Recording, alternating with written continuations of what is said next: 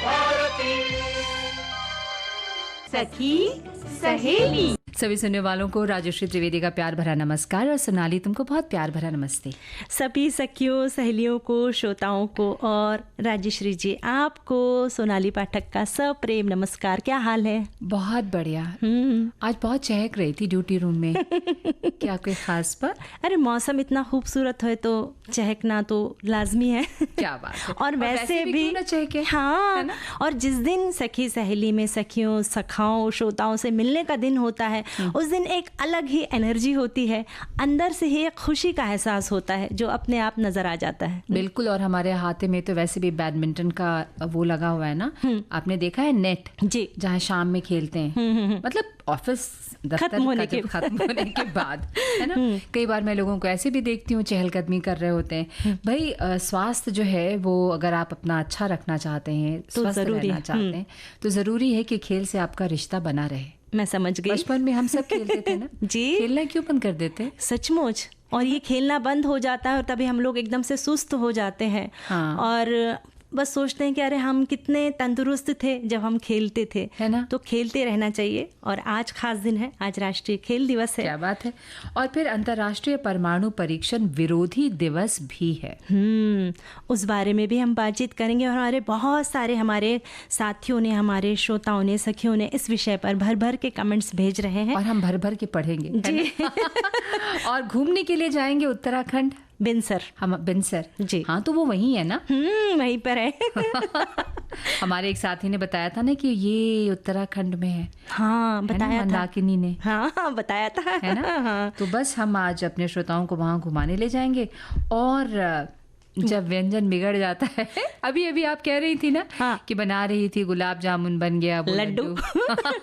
बना रहे थे हलवा बन गई खीर, है ना। पर वो जो नया जो इनोवेटिव रेसिपी बनती है वो भी बहुत खूबसूरत होती है। और वो उसमें ना हम और ज़्यादा घी डाल देते हैं, दूध डाल देते हैं, तो वो भी बहुत ज़्यादा स्वादिष्ट बनती है। हालांकि उसके कारण हमारा बहुत सारा वक्त निकल जाता है, बहुत सारा हमारा वक्त बर्बाद हो जाता है और हम दुखी हो जाते हैं। बिल्कुल। तो दुखी होने की ज़रूरत नहीं है। आज हम उन बातों को याद कर करके हंसेंगे। सखा और सहेलियां हमें याद करके लिखेंगे इसमें कार्यक्रम में कि भाई उन्होंने जब वो व्यंजन बना रही थी तो क्या हुआ था, क्या कहाँ व्यस्त हो। खो गई सी थी इतना लग रहा है कि बस मग्न से हो गए थे। अच्छा, सिर्फ खो ही गई थी, सो नहीं गई थी। नहीं तो मुझे जगाना पड़ता। हाँ, नहीं। तो भाई राष्ट्रीय खेल दिवस है और ये हर वर्ष 29 अगस्त को राष्ट्रीय खेल दिवस मनाया जाता है। आज ही के दिन यानी 29 अगस्त को हॉकी खिलाड़ी मेजर ध्यानचंद का जन्मदिन होता है, जिन्होंने 1928, 1932, 1936 में भारत के लिए ओलंपिक में स्वर्ण पदक जीते थे। और अंतर्राष्ट्रीय हॉकी के मैदान में अपनी छाप छोड़ने वाले और देश को कई बार गौरव दिलवाने वाले मेजर ध्यानचंद एक महान व्यक्ति थे। इसलिए 29 अगस्त को हम राष्ट्रीय खेल दिवस के रूप में मनाते हैं। बिल्कुल। पता है स्वामी विवेकानंद क्या मानते थे? उनका मानना था सोनाली कि जीवन सफल होने के साथ साथ सार्थक भी होना चाहिए। खासकर भारत के युवाओं को लेकर उनका एक सपना था कि वे अपने लक्ष्यों को हासिल करने के लिए निर्भय बने और शारीरिक मानसिक रूप से मजबूत हों। इसलिए स्वामी विवेकानंद खेलों के माध्यम से जीवन को समझने और जीवन जीने की बात बताते हैं। क्या बात है। और मेजर ध्यानचंद की बात चली है तो जिन्हें हॉकी के जादूगर के रूप में भी जाना जाता है और वर्ष 2012 से इस दिन को मनाने की शुरुआत की गई। और आज के दिन खेल के प्रति जागरूकता लाने के लिए विभिन्न कार्यक्रमों का आयोजन किया जाता है। वर्ष 2024 में राष्ट्रीय खेल दिवस की थीम है शांतिपूर्ण और समावेशी समाज के संवर्धन के लिए खेल। और हमारे बहुत सारे जो साथी हैं ना, उन्होंने भी खेल पर बहुत सारे कमेंट्स लिखकर भेजे हैं। एक हमारे साथी लिखते हैं, खेल निष्पक्षता, टीम निर्माण, समानता, समावेश और दृढ़ता को बढ़ावा देने में मदद कर सकते हैं। इसके अलावा खेल और शारीरिक गतिविधि हमें चिंताओं को कम करके शारीरिक और मानसिक स्वास्थ्य में सुधार करके और और सामाजिक संबंधों को मजबूत करके संकट के समय बाहर निकालने में भी मदद करते हैं। बिल्कुल, और खेल जो है आपको वो मानसिक रूप से स्वस्थ भी रखता है, शारीरिक रूप से स्वस्थ रखता है, क्योंकि और खेल जैसा कि स्वामी विवेकानंद की बात मैंने की थी कि वो हमें जीवन जीने की कला सिखाते हैं। हार को हम कैसे स्वीकार कर सकते हैं, जिससे हारे हैं उसको कैसे हम गले लगा सकते हैं, सचमुच। फिर हम किस तरह से ऊर्जा के साथ उठते हैं, इस विश्वास के साथ कि फिर जीतेंगे। और बहुत सारी फिल्में जो है बायोपिक्स बने हैं। पिछले दिनों मैंने कुछ बातें कुछ गीत कार्यक्रम में खेल विषय रखा था सोनाली, और जो फिल्में बनी थी हमारे बायोपिक्स हमारे खिलाड़ियों पे, कोचेस पे, बहुत तुम्हें याद है ये चक दे इंडिया कितनी सुपर हिट फिल्म थी, और जो हॉकी के कोच थे उन पर ये फिल्म बनी थी।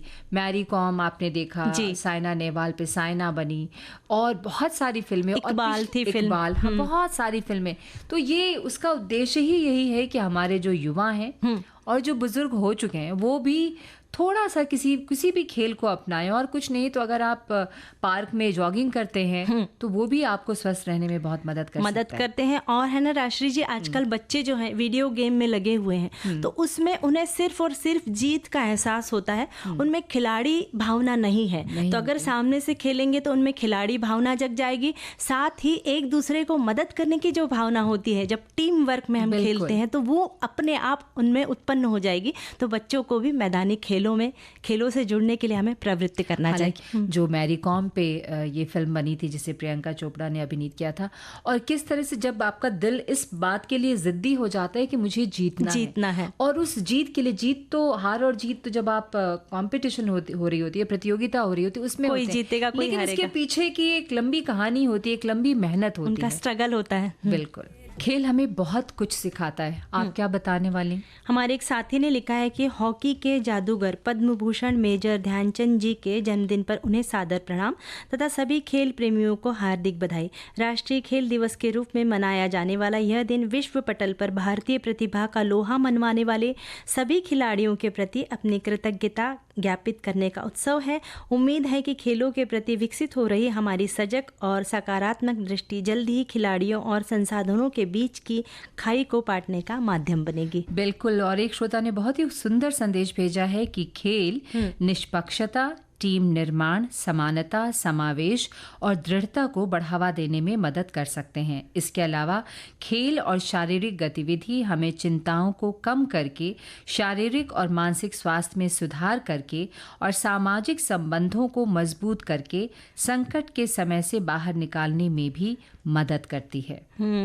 हमारे एक साथी लिखते हैं कि हरियाणा, पंजाब और कर्नाटक जैसे राज्यों में जीवन में शारीरिक गतिविधि और खेलों के महत्व के बारे में जागरूकता फैलाने के उद्देश्य से विभिन्न खेल प्रतियोगिताएं और सेमिनार आयोजित किए जाते हैं।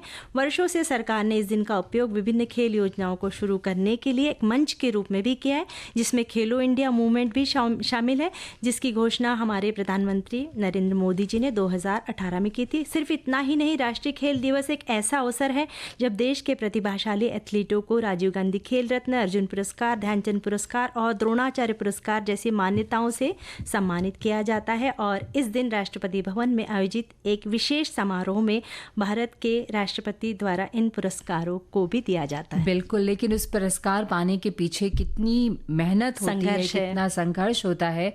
और उसी तरह से देखो, खेलो इंडिया होने लगे अपने भारत में, यूनिवर्सिटी गेम्स होने लगे।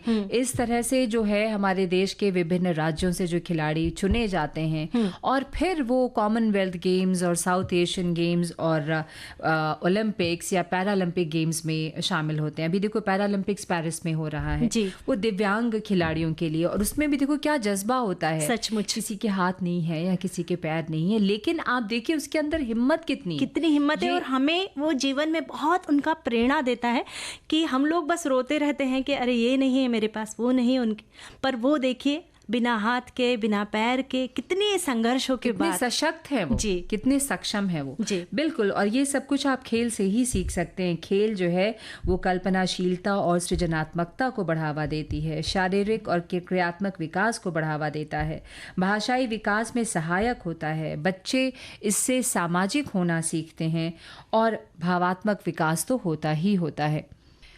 और हमारे एक श्रोता लिखकर भेजते हैं भाई कि पढ़ोगे लिखोगे बनोगे नवाब, खेलोगे कूदोगे बनोगे खराब। ये पुराने ज़माने की बात हो गई अब, लेकिन आज पूरी दुनिया में खेलों के संदर्भ में नज़रिया बिल्कुल बदल गया है। आज भारत में एशियन गेम से लेकर ओलंपिक खेलों तक भारत का परचम पूरे विश्व में लहरा रहा है। इन खेलों ने खेलों की दुनिया को बदल दिया और खिलाड़ियों को जान पहचान मिल गई, शोहरत भी मिल रही है, साथ में लक्ष्मी माता का आशीर्वाद भी मिल रहा है। बहुत अच्छा सा संदेश भेजा था इन्होंने। और अब हम क्या दूसरे विषय पे जाएं? मतलब हमारे श्रोता सोच रहे होंगे आज बस यही है क्या? तो आज एक खास दिन है परमाणु परीक्षण विरोधी दिवस। यानी मानव जीवन के लिए परमाणु परीक्षण के दुष्प्रभाव यानी दुष्परिणाम, परमाणु हथियारों से होने वाले नुकसान को रोकने के उद्देश्य से ये दिन मनाया जाता है। और इस दिन मनाने की घोषणा वर्ष 2010 से की गई। 2 दिसंबर 2009 को संयुक्त राष्ट्र महासभा के 64वें सत्र में 29 अगस्त को परमाणु परीक्षण विरोधी दिवस की घोषणा की गई और 2010 में इस दिन को मनाने की शुरुआत हुई।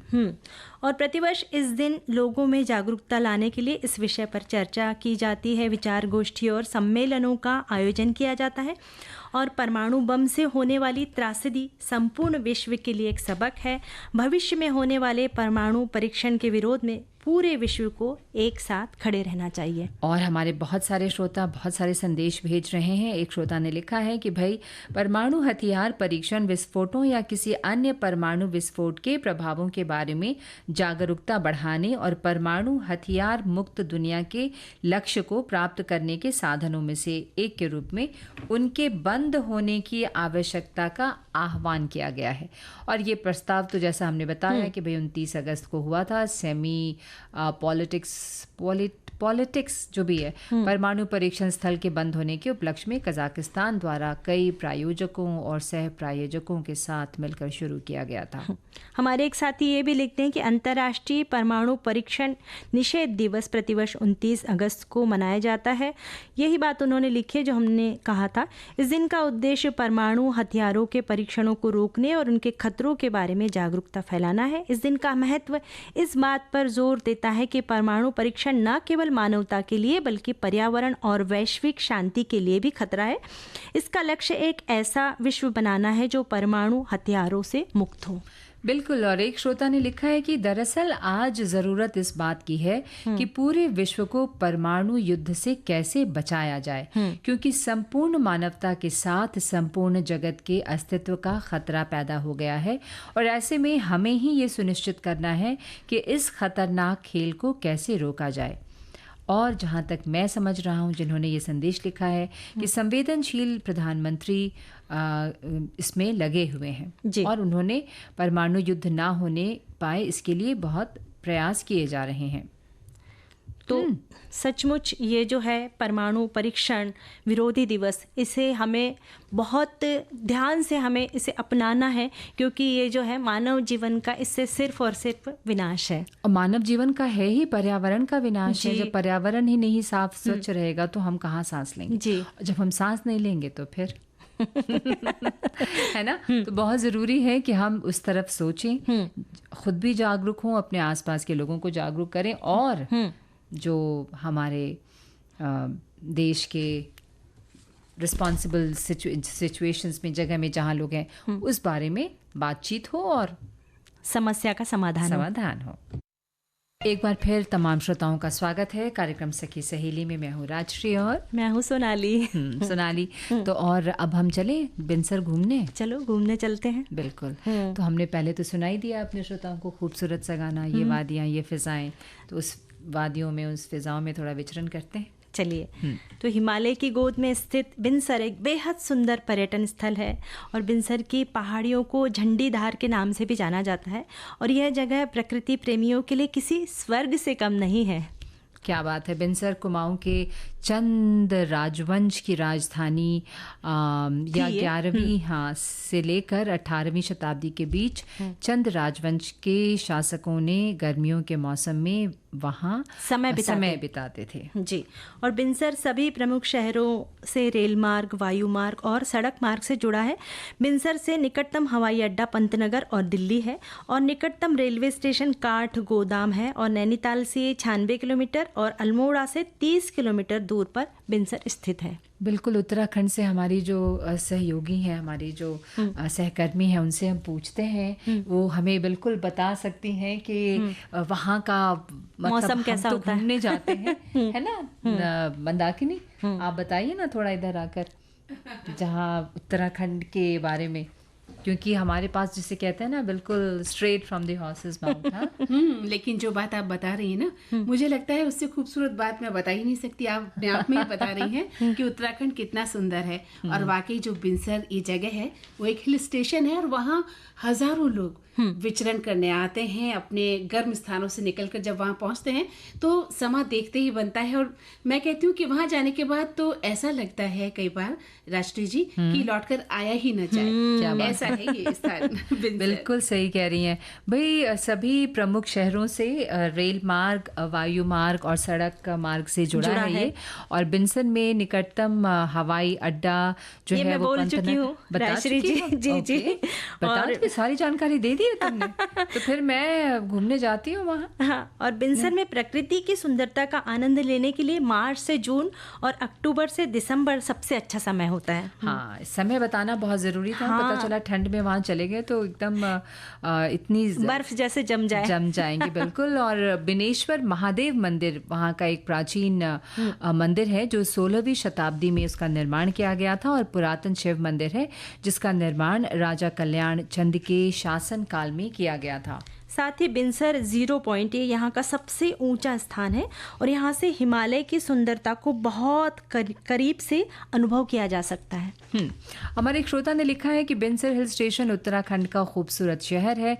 लगभग 33 किलोमीटर की दूरी पर स्थित बिनसर हिमालय की गोद में स्नो सेक्रेटरी ड्रू क्रीक का दृश्य प्रस्तुत किया गया है। बिनसर टूरिस्ट प्लेस अपने ओक, रोडोडेंड्रेन, हरे घास के मैदान और देवदार के खूबसूरत पेड़ों के जंगल के लिए जाना जाता है। इसके अलावा बिनसर में दर्शनीय मंदिर, पवित्र अभयारण्य और कई दर्शनीय स्थल भी हैं। बिनसर यात्रा के दौरान टूरिस्ट ट्रैकिंग का आनंद ले सकते हैं। इसके अलावा बिनसर के प्रमुख आकर्षणों में सूर्योदय और सूर्य का दिलकश नज़ारा भी देखने को मिलता है।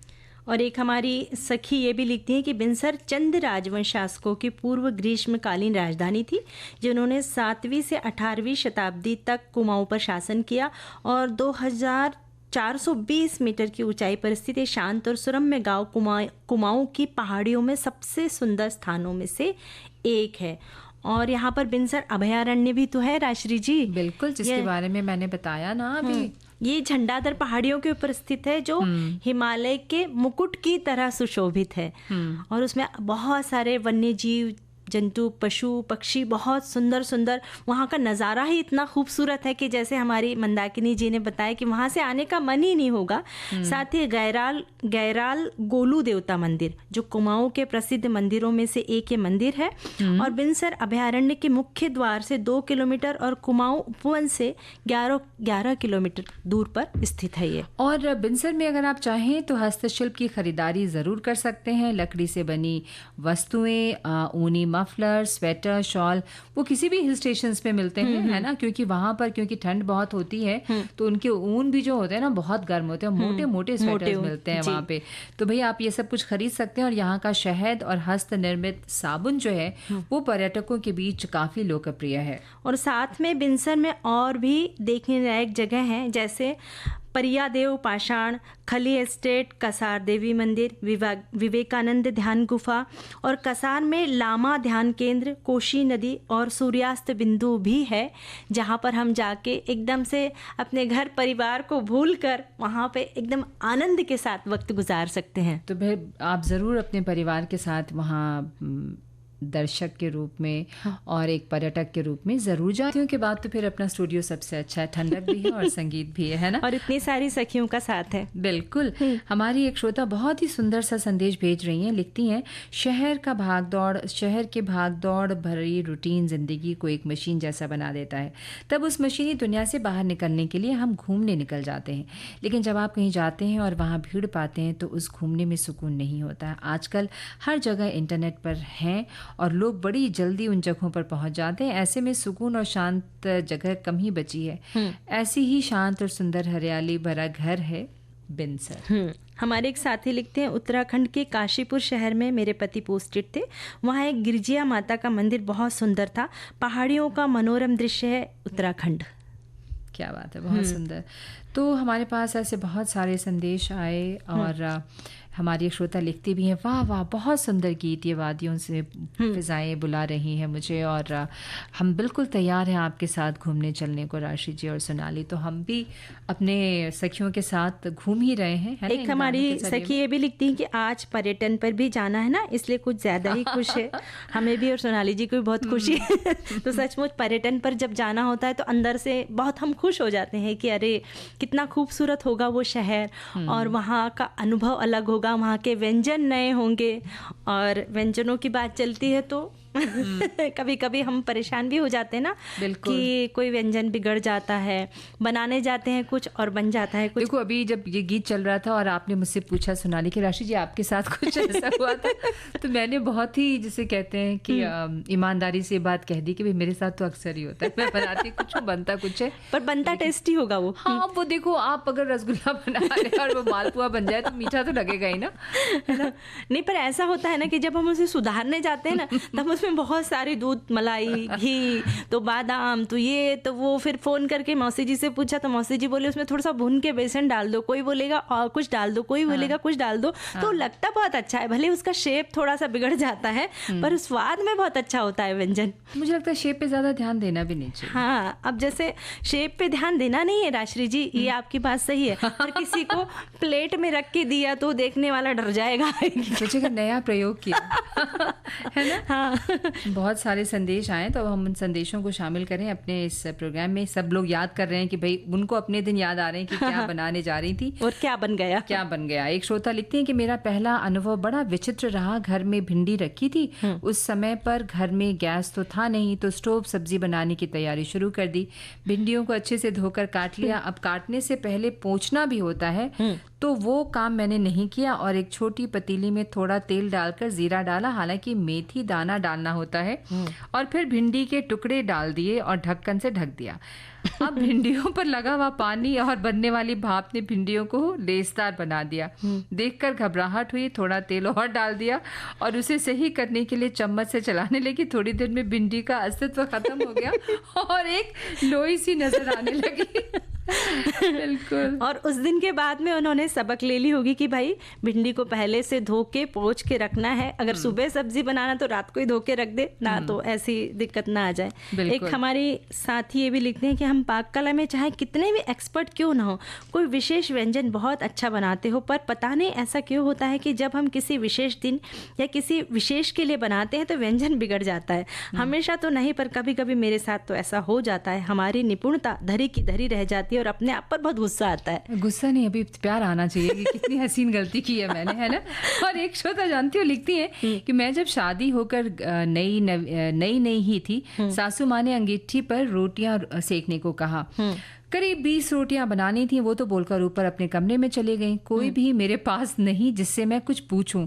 मैंने भी सेकना शुरू कर दिया। अंगीठी की आंच का अंदाजा तो था नहीं, सब जलती चली गई और मैं पीछे रख कर छुपाती गई। मम्मी जी आई तो पूछी वो पीछे क्या रखा है। मैं शर्म से बोली, मम्मी ये मैं खा लूं क्या। ओहो, बस कुछ ही रोटियां सही बनी थी, धीरे धीरे फिर सब सीख गई।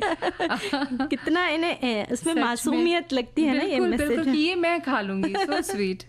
और एक हमारे साथी लिखते कि हमारे प्रांत में गर्मियों के दिन में आलू का स्वाद थोड़ा मीठापन लिए हो जाता है। इन दिनों दही के साथ आलू की कढ़ी बहुत बनाई जाती है। कुछ विशेष मेहमान आने वाले थे, हमने आलू का कोफ्ता बनाने की सोची। कोफ्ता में मसाला मिला देंगे, उसका स्वाद भी अच्छा हो जाएगा और एक नई डिश हो जाएगी। आलू के कोफ्ते भी बन गए, हमने उसे ढक दिया। थोड़ी देर बाद जब हमने बर्तन को देखा तो सारे कोफ्ते उसमें घुल गए थे। लो अब क्या किया जाए, अब तो बड़ी भद्द होगा। अब घर में कुछ बेसन की बूंदी पड़ी थी, उससे पहले गर्म पानी में डाल दी, प्याज, लहसुन, मिर्च और दही का फिर से थोड़ा सा ग्रेवी बनाया और घुले हुए कोफ्तों में थोड़ा मैश करके उसमें वो बूंदी मिला दी और हरी मिर्च और धनिया पत्ती से गार्निश कर दिया। चखने पर स्वाद बड़ा अच्छा था और देखने भी बड़ा अच्छा लगा। मेहमान बेचारे खाते जा रहे थे। अंत में उन्होंने पूछा, क्या ये बूंदी की सब्जी है? तो कहा गया ये आलू की कड़ी है। स्वाद अच्छा था तो उन लोगों को बड़ी पसंद आई। बहुत दिनों तक हमारा मजाक बनाकर हम खुश थे। मेहमान और सभी लोगों ने अच्छे से खाया और मेरा व्यंजन बिगड़ते बिगड़ते बन गया। वैसे आलू नई चीज बन गई, नई चीज बन गई। वैसे आलू की कड़ी में सिर्फ उबले आलू, अदरक, लहसुन, प्याज से बनती है, उसमें बूंदी या बेसन का उपयोग नहीं होता है। एक इनोवेटिव रेसिपी आ गई है। बिल्कुल, और समझदारी से देखो कितना अच्छा कुछ तैयार हो गया जी। और एक हमारे श्रोता भेजती हैं कि मुझे कभी कभी खाना बनाने की आदत है। मुझे याद है कि गर्मियों की वो दोपहर थी, मैंने पिट्ठल बनाने का सोचा। मेरा फोन पर बात करते करते ध्यान भटक गया। बेसन तो कढ़ाई में डाल दिया लेकिन पानी डालना भूल गया। अच्छा, बेसन जलने लगा और पिट्ठल में गांठें पड़ गईं। जब माँ ने जली हुई पिट्ठल देखी तो मायूस हो गई। माँ ने हंसते हुए कहा, आज इसे बासी कढ़ी समझ के खा लो। मुझे ये सबक मिला कि ध्यान से खाना बनाना चाहिए। क्या बात है। एक हमारे साथी ये भी लिखते हैं कि मेरी श्रीमती जी बहुत अच्छा खाना बनाती है, अच्छे व्यंजन बनाती है, अच्छे पकवान बनाती है, परंतु कभी कभी किचन में अपने मुताबिक व्यंजन बनाने की इच्छा होती है मुझे, यानी उन्हें, और उसमें कई बार मैं व्यंजन बिगाड़ देता हूँ। जैसे कि आज का विषय, कई बार पकौड़े बनाते वक्त मैंने उसमें मीठा सोडा जो है ज़्यादा डाल देता हूँ और पकोड़े का क्या हाल हुआ होगा ये आप खुद समझ सकते हैं। सोनाली, और भी बहुत सारे संदेश आए हुए हैं हमारे श्रोताओं के जो लिखती हैं। एक बहुत सुंदर सा संदेश, सभी संदेश बहुत सुंदर है, बहुत मज़ेदार है ये। जब मैं गुजराती व्यंजन है खांडवी, और जब मैं पहली बार बनाई थी तब खांडवी बहुत अच्छी बनी थी। कुछ दिनों के बाद हमारे घर मेहमान आए। मेरी माँ ने कहा, तुमसे खांडवी बहुत अच्छी बनाई थी तुमने, आज फिर से बनाओ। मैंने बनाई परंतु वो बन नहीं रही थी। उसे थाली में चिपक कर रोल बनाना होता है। घोल नरम था इसलिए रोल नहीं बन रहा था। मेरी बुआ ने देखा कि मैं परेशान हो रही हूँ, झट से आई और उन्होंने उसे सुधारना सिखाकर और मेरी भूल की ओर इंगित किया और बिगड़ती हुई खांडवी को रिपेयर करते हुए बहुत ही अच्छे से बनाया। रिपेयर करना भी आ गया और इसी बहाने अब हुआ तो नहीं है, लेकिन उनकी ऐसी छोटी छोटी सीखें आज भी मुझे बहुत काम आती है। मान लो अगर कोई चीज़ बिगड़ रही है तो उसको कैसे ठीक किया जा सकता है। जैसे हमारी एक श्रोता ने बताया कि बहुत अच्छी वो बूंदी की सब्जी बन गई थी। यानी पर ऐसा है ना कि ऐसा भी होता है कि कभी कोई चीज़ बिगड़ जाती है ना तो हम फिर उसे बनाते ही नहीं है, भी नहीं भाई इसे बनाए, पर ऐसा नहीं करना है। बार बार बना के एक दिन हम उसमें एक्सपर्ट हो जाते हैं। हमारी एक साथी लिखते हैं कि वो दिन याद करो, मेरे हाथ का बेसन का मूंग थाल, बेसन की बर्फी मुठिया वाली सभी को बहुत पसंद आती है। व्रत का उद्यापन करना था, जेठानी ने कहा था मूंग थाल बना लेना, तेरे हाथ की सभी को पसंद है। जब बनाए तो चाशनी ढीली रहने के कारण फिर वो जम नहीं पाई और फिर थोड़ी सूजी सेक कर उसमें लाई तो टाइट हो गई। फिर वापस उसको मिक्स कर उसमें दूध डाला, ऐसे सारा गड़बड़ हो गया। फिर अतिरिक्त मिठाई और मंगानी पड़ी। स्वयं पर बहुत गुस्सा आया। और ये देखो गुलाब जामुन से कैसे पटाखों की आवाज आती है। एक श्रोता ने लिखा है कि वो दिन हमें आज भी बखूबी याद है जब हमने श्रीमती जी से पूछा कि आपको गुलाब जामुन बनाने आते हैं, तो उन्होंने तुरंत ही हामी भर दी और जब गुलाब जामुन उबलने लगा तो पटाखों जैसी आवाजें आने लगी। उसी के फव्वारे फूटकर शरीर के कई जगहों पर लग गई। गुलाब जामुन तो नहीं बना लेकिन एक जामुन जैसा काला दाग आज भी मौजूद है। ये भगवान, ऐसी ऐसी घटनाएं घट जाती हैं। एक हमारे साथी लिखते हैं कि एक बार की बात है जब मैं आसाम में रहा करता था, बड़े भैया भी रहते थे। एक दिन हमारे पास एक हमारे गाँव का दोस्त हमसे मिलने आया। वो भी हमारे आसपास किसी गाँव में रहा करता था। लगभग 1 बजे का समय था। हमने खाना पहले ही खा लिया था पर दोस्त के लिए खाना बनाना था, तो भैया बोले कि पापड़ की सब्जी बना लो। पर मैंने कभी पहले पापड़ की सब्जी कभी बनाई नहीं थी। मैंने पापड़ को कढ़ाई में छौंक दिया, उसके बाद ऊपर से पानी डाल दिया, वो पापड़ गलकर खिचड़ी बन गया। फिर भैया ने उस दिन मुझे समझाया कि पापड़ की सब्जी किस तरह से बनाई जाती है। क्या बात है। और मीठे सोडे वाली घटना तो तुमने बताई थी ना। हाँ, और हमारे एक साथी ये भी लिखते हैं कि इसी गर्मी में बाजार से बहुत सारा पुदीना और कच्ची अमिया लेकर आई चटनी बनाने के लिए। नमक ज्यादा हो गया, समझ नहीं आ रहा था, तो पुदीना और अमिया ले आई। अब बहुत सारी चटनी बन गई। अब चटनी तो चटनी थोड़ी सी खाई जाती है। फिर मैंने आइस ट्रे में जमा दिया, छोटे छोटे पैकेट में रखकर उसे एक बड़े डिब्बे में रख दिया। जब आम का सीजन चला गया, अभी भी जब चटनी खानी होती है तो एक पैकेट निकाल लेते हैं। इस तरह से हमने चटनी फिर से बचा ली है। क्या बात है, क्या ये बात है। और एक बहुत प्यारा सा संदेश है कि मेरी माँ ने ठंडी समय पर लड्डू बनाते माँ ने कहा पहले भगवान को भोग लगेगा। ये कहकर माँ काम में लगी। मैंने कुर्सी लगाकर चढ़ के एक लड्डू चुरा कर खा लिया, लेकिन माँ ने मुंह पर लगा हुआ देखकर पहचान लिया कि भैया ने लड्डू खाया है और फिर प्यार से बोली, बेटे पहले भगवान को भोग लगाते। आज तक वो घटना याद है, मेरे बच्चों को बताते रहता हूँ। क्या बात है। ऐसी बहुत सी चीज़ें होती हैं, हम सबके बचपन में हुई हैं। और एक छोटा सा गीत भी सुनवा देती हूँ, सुनते हैं।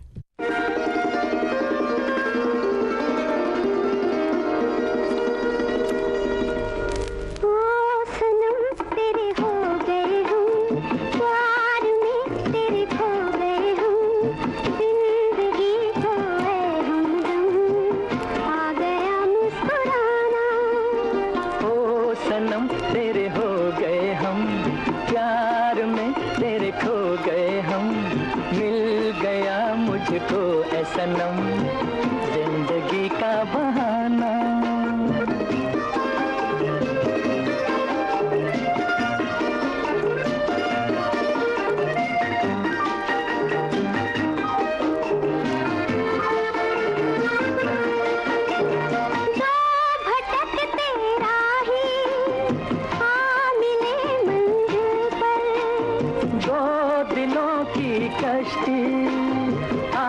लगी साहिल पर मुस्कुराते जाए एक संग दो मुकद्दर। ओ सनम तेरे हो गए हम, प्यार में तेरे खो गए हम, जिंदगी खोए हमदम, आ गया मुस्कुराना।